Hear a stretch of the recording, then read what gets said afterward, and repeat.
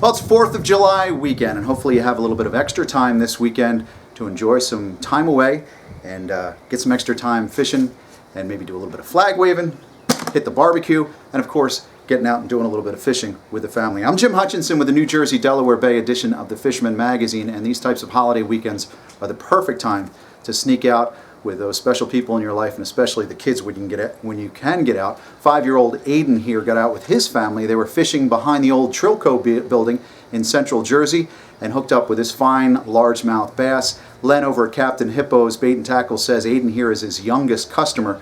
I hope someday in a long time, that young Aidan is going to be one of the oldest customers continuing to fish. So let's keep doing that. This past weekend, of course, was not the nicest weekend in the world. It was a complete bust offshore, as a matter of fact. Inshore, back bays, you really had to dance between the raindrops. Some people got out and did okay. But this weekend looks like it's going to be a much nicer weekend.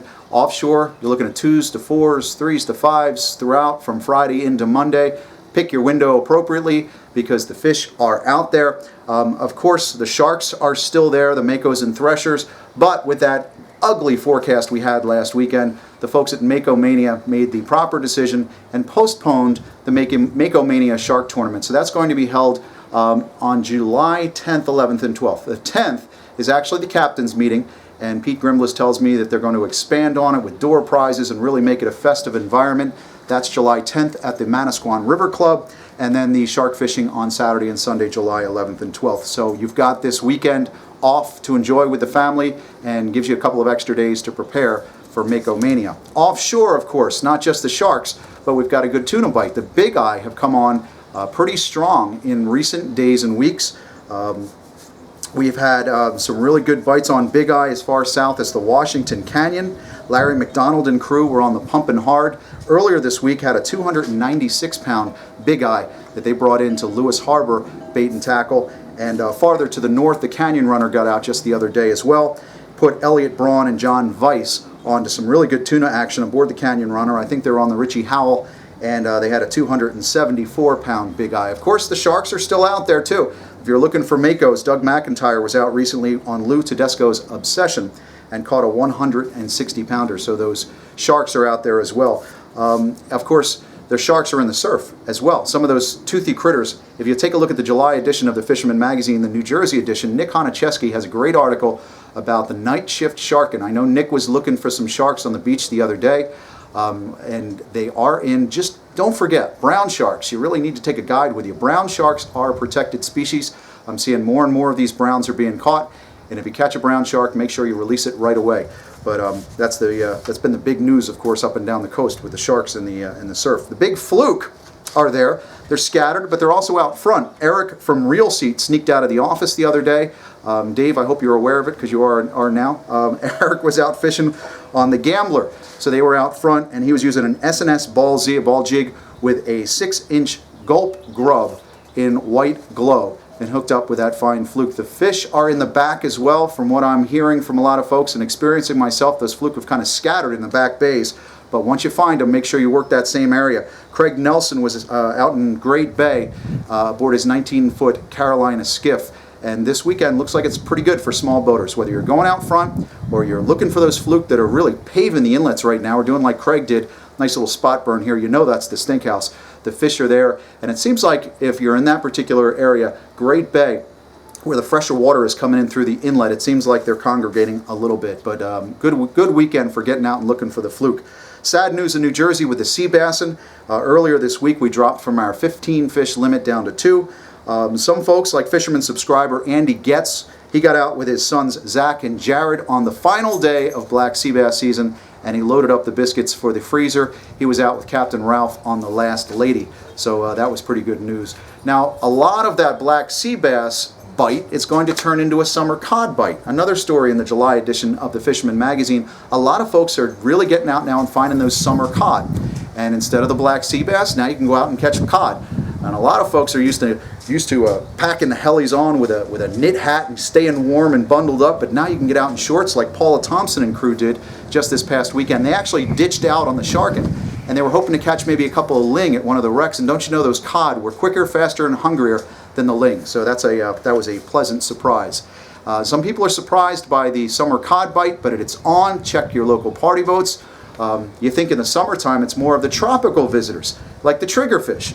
You know, we get more triggerfish action, and Jake from Pennsylvania was down this past weekend and fishing the 8th Street jetty in Avalon and caught this triggerfish, brought it into Avalon Hodgepodge. He was using clam for bait. If you're looking for those triggers, it's a good opportunity to find them on those rock piles. They take real small baits, real small hooks. That's the way you want to hook them. They're really very, very tasty fish. And a lot of times when you're standing on the jetties, you can actually see them swimming along.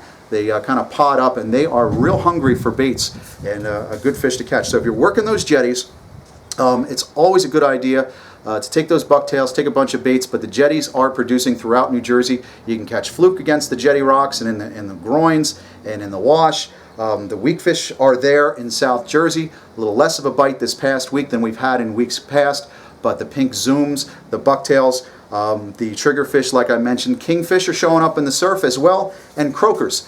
Folks have been doing pretty decently on the croakers on both sides of the Delaware along the bay shore, so that's always an option as well. And that's the greatest thing about fishing in the saltwater, of course, even here in New Jersey and along the Delaware Bay shore, is that when you put a bait in the water, sometimes you just never know what you're going to catch. And Cerelia Villafini of Rahway found that out this past week when she hooked up with this 56-pound drum on the Keensburg Pier. She had a bunker chunk out there, so she wasn't looking for a 56-pound black drum, but found it. So we always wonder what happened to those black drum when they leave Delaware Bay. They show up in Raritan Bay at some points, and even later on this summer, I'm sure we're going to find out somebody's going to hook up some black drum out along the Shrewsbury rocks. We just don't know enough about those black drum, but they're going to be showing up. So again, this weekend, jigs and bucktails. If you're going to get some extra time to join the family over at the beach, make sure you take those jigs and bucktails, work the wash, take your gulp, make sure you load up. Speaking of bucktails, don't know if you can see this. This is one of the, like a Roadrunner style bucktail jig. It's a bladed bucktail jig. The reason I bring this up is that it was one of these that my wife caught her first fluke on about 10, 12 years ago. We were fishing in Barnegat, right behind Barnegat Inlet with the late Captain Mel Boitos, and used one of these Ollie Carlson bucktails. I still have a bunch of them. My condolences to Ollie and Ollie's family. Ollie Carlson passed away in the last week. You will be missed, Ollie, and I still have your bucktails, so many of them. They meant the world to me, so I'm going to go with, bless me, would you, Ollie, because I'm going to use one of your bucktails this weekend, and hopefully I will put some fluke on board. So God bless you. God bless the United States. Enjoy the 4th of July weekend. Go check out all the full reports over at thefisherman.com, and I'll see you next week here from the Fisherman Magazine. I'm Jim Hutchinson. Catch 'em up. To receive the latest fishing reports, subscribe to the Fisherman's YouTube page. Click subscribe, then click the settings button and check Send Me Updates. You'll now receive notifications of the latest Fisherman YouTube videos and reports. If you're already a subscriber, make sure you've checked Send Me Updates in the settings so you receive the latest notifications.